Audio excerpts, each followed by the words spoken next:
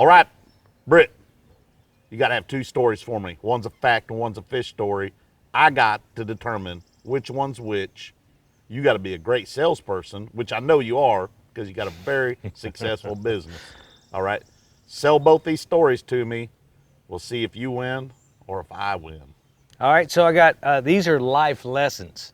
Oh boy, I need these. Yeah, these are life lessons through trial and error. And one is about some fireworks and one is about insurance. Oh Lord, fireworks and insurance, them kind of go hand in hand.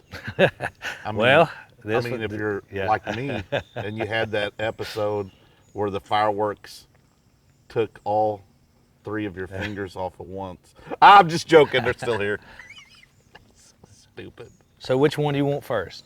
I'll let you pick. I want the insurance first. Okay. So as a young kid, I worked in a grocery store. I wanted a motorcycle, a street bike. I love street bikes. Did you wear the apron at the grocery store? Oh, the smock. The smock? Yeah. Oh, okay. Yeah. Was it over the neck or was it through the whole thing over like a road guard vest or something? It hung over and you tied it in the back. Okay. You know, paper, plastic. You know, I said that in my sleep. But anyway, so, you know, I always wanted a street bike, and when I was like 15, 16, started working, I remember getting a subscription to Cycle magazine.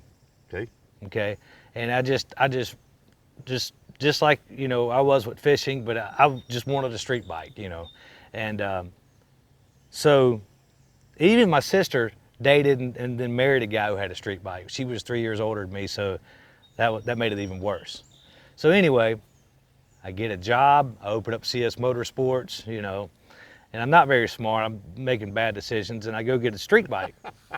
And I financed this street bike. It was a Yamaha 600, I remember it. And it was, I went to one of those high percentage loan places, and it was 27% interest. Oh, wow.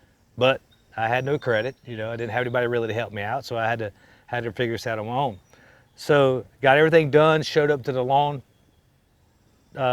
the place that gave me the loan sharks is what they are. But anyway, and I had to have full proof of full coverage insurance on my street bike. And I was young and dumb, and I got there, I was like, well, I can't afford that. And they probably wouldn't do that now, but back then, they let me sign a piece of paper stating that I would pay the balance for the loan if something happened to the motorcycle or whatever, and I wouldn't default on it. I had the motorcycle 1 week, and it got stolen out of my driveway. Uh-oh.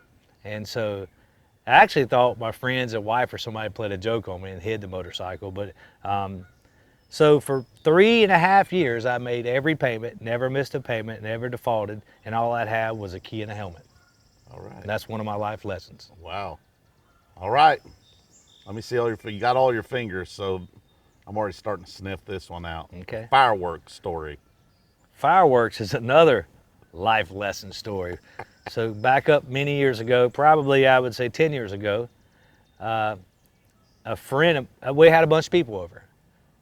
And in South Carolina, you can buy big boy fireworks. All right. I live right near the state line. You can buy sparklers in North Carolina. Yeah.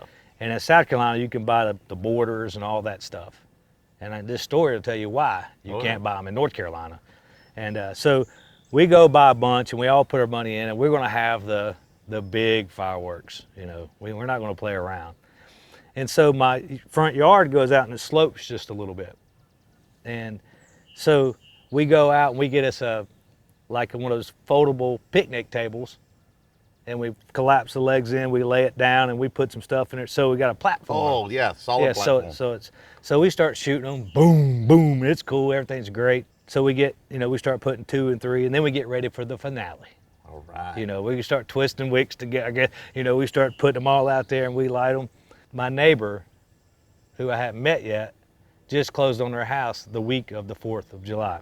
We put all the fireworks out there and we light them for the grand finale, and we're watching them, and 2 of them, boom, go off at one time, and then one of them lays over. Oh no, pointed. And it's a mortar, and it poof, goes right over and lands in their pine needles.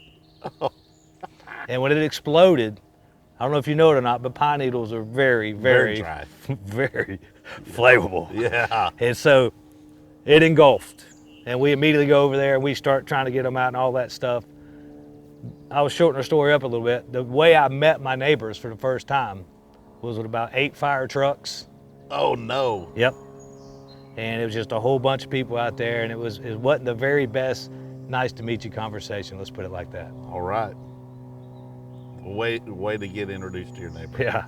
He's like, hey, I'm going to burn your place to That's the right. ground. I hope that you got insurance Yeah, so because I'm fixing to burn your house down. that's right. So that was 2 of my life lesson stories. right. So don't play with fireworks unless you're a professional, and get insurance. You can't afford it. Yeah. If you don't need it if you can't afford the insurance. That's right. That's right. Well, we got sidetracked because I started questioning you already. I think I might have threw you off a little bit, or at least threw myself off. The whole story started with you at a grocery store. You ended up opening your business, but you started with a smock at a grocery store and a motorcycle, and that's a lie. That's right there is a fish story, and the story about you burning your neighbor's yard down, that's a fact. That's a fact. That's the way I see it. Tell me I'm wrong. You're absolutely wrong. What do you mean I'm wrong? Well, how is that even possible? How is it even possible that you can tell me you put this smock on working at a grocery store and you open up your business, all this while doing the motorcycle? What? That's 100% true. Because how it's possible is because I'm a professional fisherman, and I got some good fish stories. Where you confused me was jumping around from a grocery store to owning your own business to your sister dating Evel Knievel and all that crap you threw in. I mean, it really threw me off. You know what? This one ranks right up there with the Andy Montgomery story of confusion, where my head's just spinning around and around, and kind of Right. like my fishing career, I got you. just spinning. Can't believe this. I keep losing over and over again. I think these guys make up the outcome after I give my answer. So follow another episode of Factor Fish Story with me, James Worldwide Watson, one of my friends from the GT team. I'm so tired of losing.